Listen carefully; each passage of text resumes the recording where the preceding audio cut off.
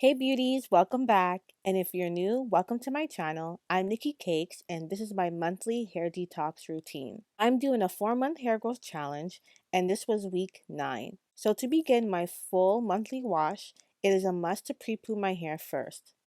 But before that, I had to remove the Chebe powder from my ends. Most of you know for the past few weeks I've been doing the traditional Chebe routine. If you want to know more on that, watch the previous 2 videos prior to this one. I'm going to remove as much of the Chebe powder as possible with my hands or with an old t-shirt.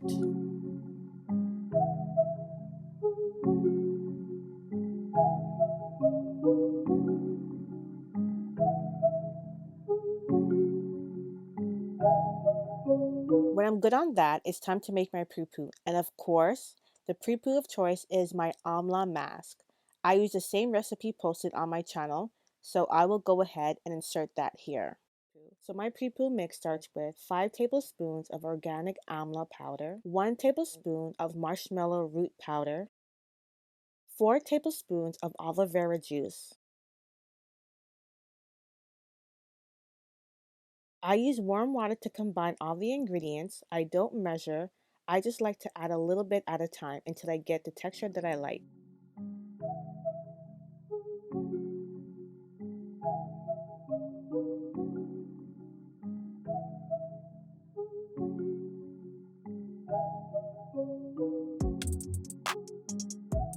To complete the pre-poo, I add 2 tablespoons of agave syrup. This Amla pre-poo mix is going to add strength to my scalp and hair, repair dead skin cells on my scalp, promote a new hair growth while conditioning my hair strands, reducing hair loss and dandruff while adding shine to my hair and vitamins.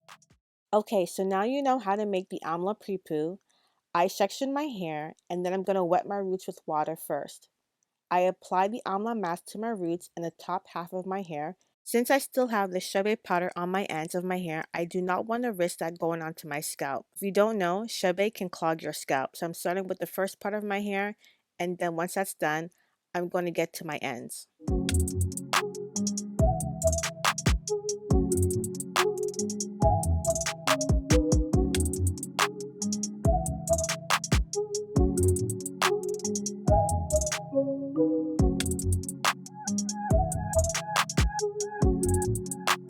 So when I'm done applying the Amla to my hair, I leave it in for about 30 minutes minimum to 1 hour. Sometimes I do longer, but for today, I did about 45 minutes.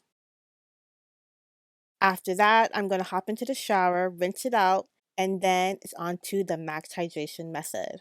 If you know about the max hydration method, then you know the definition it can give your hair. And if you don't know, the max hydration is basically a 5-step regimen to help boost moisture levels into your hair, minimizing frizz, dryness, and giving defined, stronger coils and curls. The 5 steps to the max hydration is to first clarify with a shampoo of your choice. Step 2 is to strengthen your hair with a protein treatment. Traditionally, it is done with a Cherry Lola treatment, which is a DIY protein treatment. Step 3 is to condition your hair if you are low porosity, just to balance out the protein treatment. Step 4 is to apply the clay mask. Step 5 is to style.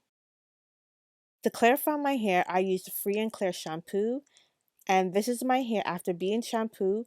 It is free of any product. I just really love the way my hair looks in its natural state, just the way it kinks and the way the hair hangs. I just love it. Okay, so enough of that. On to step 2, the Cherry Lola treatment. As I said before, it's a DIY protein treatment. I've been using this recipe now for years, and it is the truth, I promise you. But you definitely can use a store-bought deep conditioner of your choice. You do not have to make this protein treatment. If you are going to make this treatment, it's important to pay attention to which recipe to use for your hair porosity, as I included for low porosity and high porosity. And good thing this recipe makes a large batch, so I always have leftovers that I store in the freezer so I do not have to make it monthly.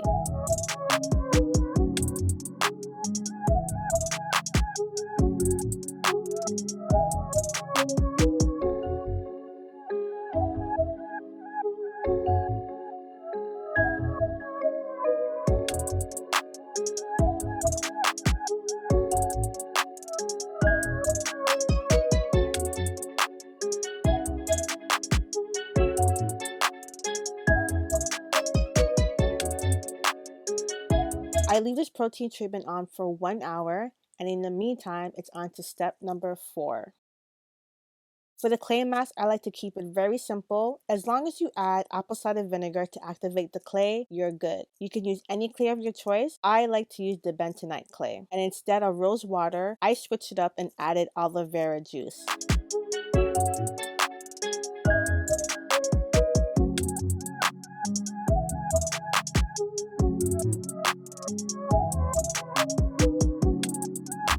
The cherry Lolo treatment was rinsed out off camera, so onto the clay. Here I'm going to apply the clay, and I'm going to make sure to finger detangle my hair and set it in a proper way as if I was doing a wash and go. The clay will really define your hair depending on how you set it, so it's really important to detangle your hair with your fingers.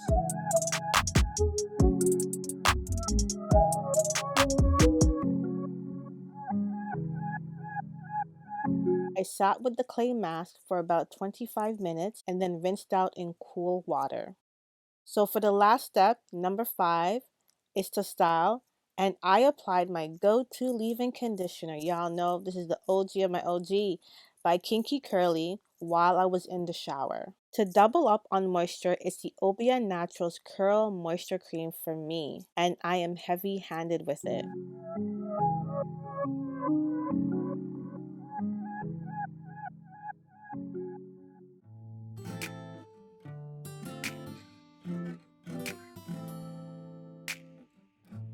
To lock in the moisture, I use my DIY Chebe butter. That recipe is in the description box below. And of course, to give your girls some shine and hold, it's Kinky Curly Curling Custard. This gel I've been using since day 1 since I became natural.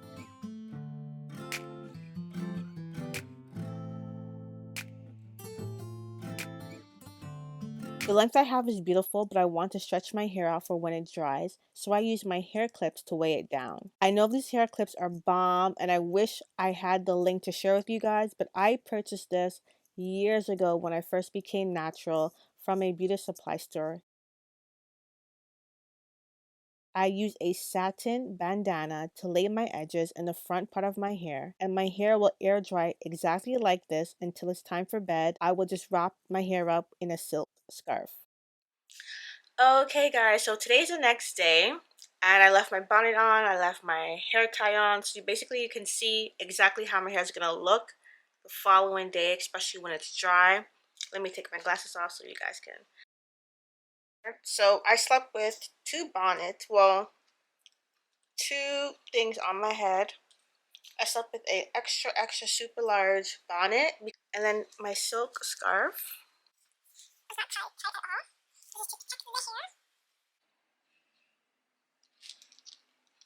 hair. And my hair is dry.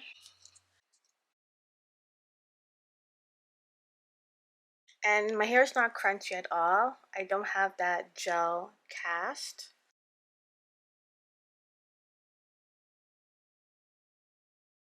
The day goes on, I won't have that line there, especially by the end of the week. That for sure is not going to stay like that. My hair is just going to naturally curl up again.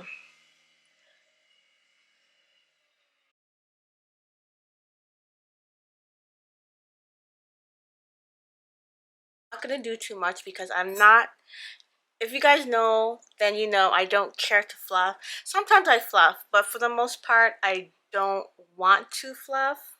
And throughout the week, my hair is probably going to shrink up a little bit more. That's how my hair is. Even if I stretch it out, the hair naturally will just shrink up, especially as I lose the moisture.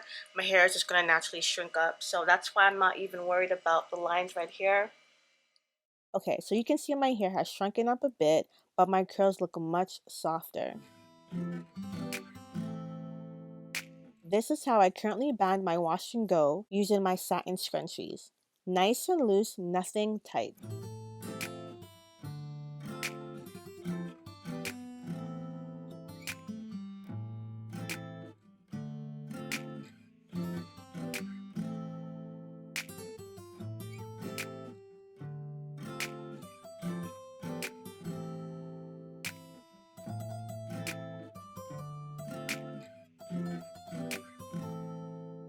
The next day, I like to wake my hair up nice and gentle. I would do some separating if my curls are clumping together, but no fluffing using a pick.